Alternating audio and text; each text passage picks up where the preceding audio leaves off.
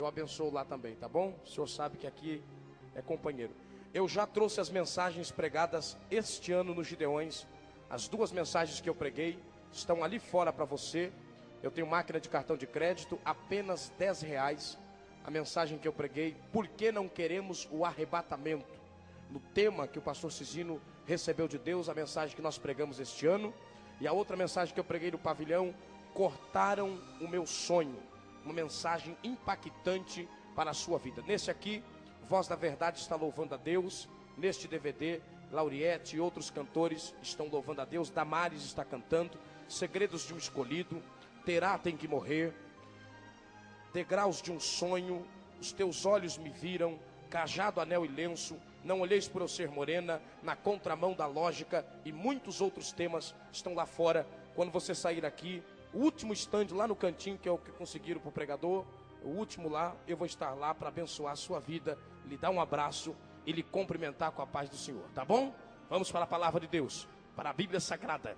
Eu quero abençoar a sua vida esta noite com uma mensagem de Deus.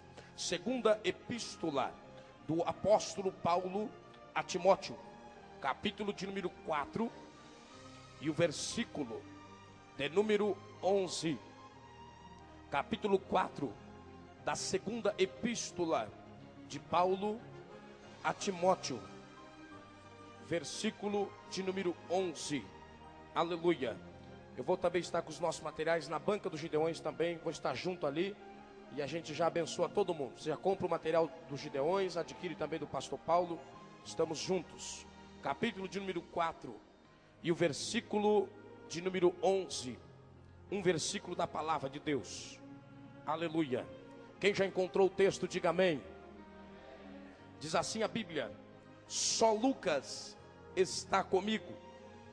Toma Marcos e traze-o contigo, porque ele me é muito útil para o ministério.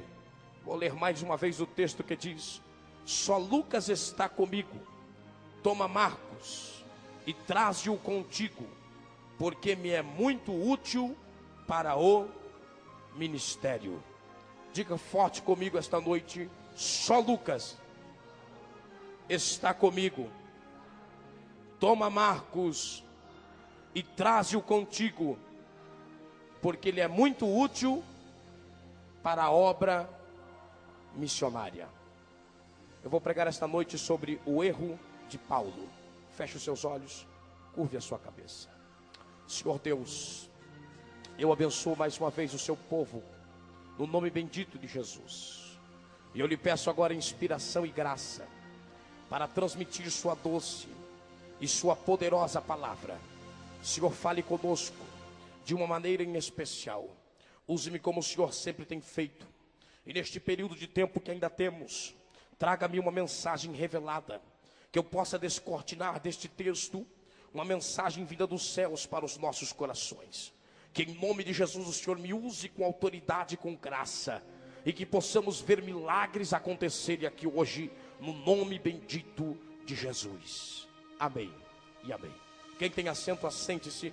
Quem não tem, fique de pé comigo dando glórias a Deus. Muito obrigado pelo som, companheiro, está maravilhoso. Só um pouquinho mais baixinho, fundo. Nos momentos especiais você levanta, deixa bem baixinho, por favor.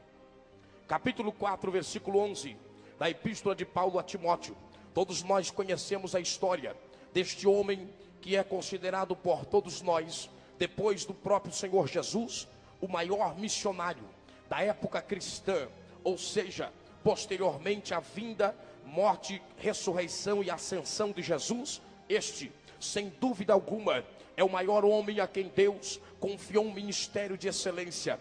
O apóstolo dos gentios, apóstolo Paulo, Saulo de Tarso, a quem Deus muda a sua vida, sua história, sua caminhada. No capítulo 9 de Atos dos Apóstolos, caminho a Damasco, aonde Paulo mais uma vez assolararia ou destruiria uma parte da obra de Deus, matando, encarcerando, levando muitos crentes a serem simplesmente martirizados por amor a Cristo e amor ao Evangelho. Mas aqui estamos diante da última carta, em uma ordem cronológica, biblicamente, esta é a última epístola que Paulo escreveu, estando ainda em vida aqui nesta terra. Nós que somos leitores da palavra de Deus, sabemos perfeitamente que Paulo escreveu 13 cartas, todas elas de cunho teológico, maravilhoso. Mas esta aqui, uma carta destinada ao jovem Timóteo, este a quem Paulo chamava de sucessor, como uma corrida em que um atleta passa o bastão para o outro.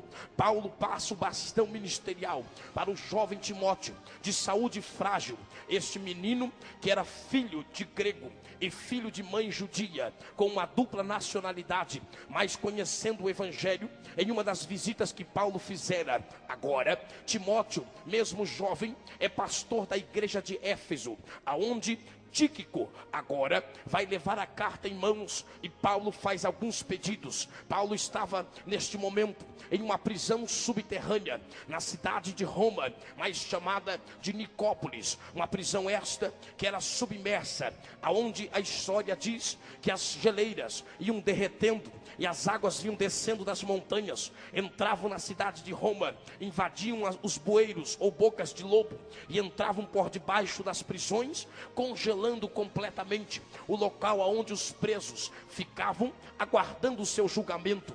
Por esta razão, Paulo faz algumas reclamações, por causa que todos lhe ausentam, todos lhe deixam neste momento em que ele mais precisava de alguém. Somente Lucas, o fiel amigo, o médico a quem Paulo conheceu na cidade de Corinto, quando mesmo Lucas, ainda, mesmo sendo grego, tendo sido formado no Egito na medicina, era um médico itinerante. Paulo, depois de muitos açoites, recebe o atendimento do médico Lucas, e Lucas ouve o evangelho de Paulo, aceita Jesus, fala com seu conhecido, excelentíssimo Teófilo, e lhe faz uma promessa: vou andar com este homem, vou até Jerusalém, e vou saber se tudo que ele pregou é verdade, e vou lhe escrever em cartas. Por isso Lucas escreve o evangelho de Lucas, também o livro de Atos dos Apóstolos, contando tudo o que aconteceu ao longo de sua caminhada. Agora Paulo está dizendo com tanto ênfase que me faz até deixar-me impressionado. Paulo diz: combati um bom combate, acabei a carreira, guardei a fé, desde agora a coroa da justiça me está guardada, a qual o Senhor justo juiz me dará naquele dia, e não somente a mim, mas todos que amarem sua vinda. Paulo agora diz que todos lhe abandonaram, só Lucas está consigo. Pede sua capa que deixou na casa de Carpo, os pergaminhos também, porque Paulo mesmo no momento de seu martírio tinha ainda sede de aprender de Deus e de conhecer as santas escrituras. Alexandre o latoeiro havia lhe causado muitos males. Paulo estava prestes a ser agora martirizado por amor ao evangelho. Permita-me, por gentileza, este jovem pregador, esta noite, trazer aos senhores o que eu chamaria de um resumo histórico, ou seja, o pano de fundo histórico do ministério, da vida, da chamada ministerial e missionária deste homem chamado Paulo, para que você possa então entender o peso de uma chamada missionária, o peso de uma chamada ministerial. Porque às vezes hoje em dia, nos dias em que vivemos, nós vivemos missões somente de ouvir falar. Missões de ouvir falar é uma coisa, missões no campo missionário é outra completamente diferente. Eu posso dizer isso porque sou um pregador do evangelho e conheço missões teoricamente, porque a minha missão é pregar nos púlpitos de um lado para o outro, mas os campos missionários, aonde nos rincões são enviados missionários em todas as partes da terra, muitos deles anônimos, que não sabemos seus nomes, mas que estão aí sendo martirizados, levando as suas famílias a passarem muitas vezes necessidades. Paulo, por sua vez, vai nos trazer agora uma aula missionária e vai nos fazer entender o que verdadeiramente é uma chamada da parte de Deus para a sua vida. Oxalá, quero crer em Deus esta noite, quero crer em Deus esta noite, que a mesma chama que um dia ardeu no doce apóstolo Paulo vai arder no coração visitando os crentes aqui esta noite. E quem sabe você que veio aqui, veio pensando, vim mais a um culto. Não, senhores, você veio ao grande culto de sua vida, porque esta noite Deus vai confirmar sua chamada, vai confirmar sua história, vai confirmar o seu ministério, e você não sairá daqui a mesma pessoa. Os que acreditam nesta conjectura profética, levante sua mão direita e dê um glória para deixar Deus alegre lá em cima no céu. Posso então dizer aos senhores que através do próprio apóstolo Paulo, eu tenho como lhes informar, como também lhes dizer como foi sua vida. Porque não trazer aos senhores o próprio relato do mesmo Paulo acerca de sua vida, quando ele escreve sua epístola aos Gálatas, a partir do capítulo de número 1, versículo de número 15, Paulo conta a sua vida em poucos versículos acerca de sua caminhada. Diz Paulo: mas quando aprouve a Deus, que desde o ventre de minha mãe me separou e me chamou pela sua graça a revelar o seu Filho em mim, para que pregasse entre os gentios, não consultei carne nem sangue. Preste atenção, Paulo está dizendo que Deus o chamou e Deus o separou desde o ventre de sua mãe. Pastor, isto é doutrina calvinista? Doutrina da predestinação? Não, senhores, os calvinistas acreditam que todo homem é predestinado a ser salvo ou a ser condenado. Nós da Igreja Evangélica Assembleia de Deus entendemos diferente e sabemos que a salvação é para todo aquele que crê, mas a escolha divina de Deus para o ministério, esta sim é predestinada por Deus. Ou seja, você que tem chamada de Deus, você que tem ministério de Deus, você que tem uma chama missionária em sua vida, foi escolhido por Deus desde o ventre da sua mãe. Minha mãe hoje, que ainda não serve a Deus, que não é crente, que eu prego muitas vezes para ela, eu digo: Deus, eu ganho tanta gente e não consigo ganhar a minha mãe para Jesus. Mas eu olho para o céu e entendo e digo: Deus, mesmo minha mãe não lhe servindo no ventre dela, um dia o Senhor me escolheu. Pastor, isto é bíblico? Sim, senhores. Salmo 139, versículo de número 16, Davi um dia disse: os teus olhos me viram, viram o meu rosto, viram o meu corpo, ainda uma massa informe, e toda a minha história, dia a dia, foi escrita segundo a sua vontade. Deus lhe conhece antes mesmo de você vir a esta terra. Um projeto missionário já está montado por Deus na sua vida e na sua história. Não adianta se esconder à direita ou à esquerda, não adianta fugir para o balcão da farmácia, atrás do gabinete, atrás do escritório, não adianta se esconder na metalúrgica aqui em Campo Limpo, não adianta se esconder atrás dos problemas, não adianta se esconder atrás da pia de louça. Quando Deus tem um propósito, quando Deus tem uma chamada missionária na sua história, Ele vai aonde você estiver, te pega com o seu gancho e lhe diz: você é meu,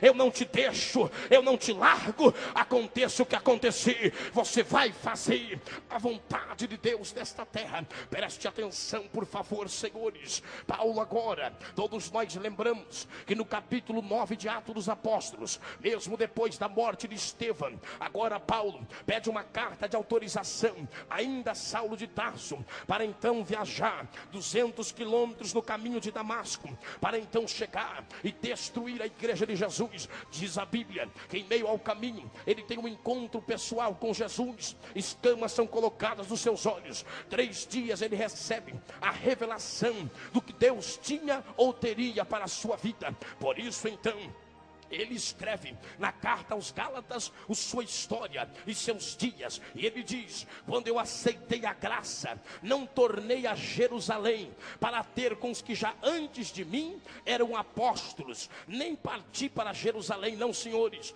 mas parti para a Arábia e voltei outra vez a Damasco. Preste atenção no que eu vou lhe dizer. Quando Paulo aceitou Jesus, alguém poderia bater nos seus ombros e lhe dizer assim: Paulo, se você tem este conhecimento conhecimento tão tremendo, se você realmente estudou aos pés de Gamaliel, se você realmente é crente agora, com a fama que você tem, é só você ir para Jerusalém, converse com Pedro, com Tiago e com João, pegue uma credencial, grave o seu DVD e coloque outdoor para toda a cidade, porque agora Paulo, o antigo Saulo de Tarso, é o crente mais famoso da época. Se fosse nos dias em que estamos vivendo, eu creio, senhores, que Paulo aceitaria Jesus na sexta-feira, quando era no domingo, ele já estava com a agenda lotada e pregando para todo lado. Sabe por quê? Porque hoje nós vivemos a época do evangelho pragmático, do evangelho do imediatismo. As coisas têm que acontecer da noite para o dia. Isto é na época de hoje, porque na época da Bíblia não era assim. Paulo não vai para Jerusalém, Paulo vai para o deserto da Arábia, ficar 3 anos no anonimato. Sabe o que eu quero dizer? Hoje em dia está tendo uma enxurrada de conversões, de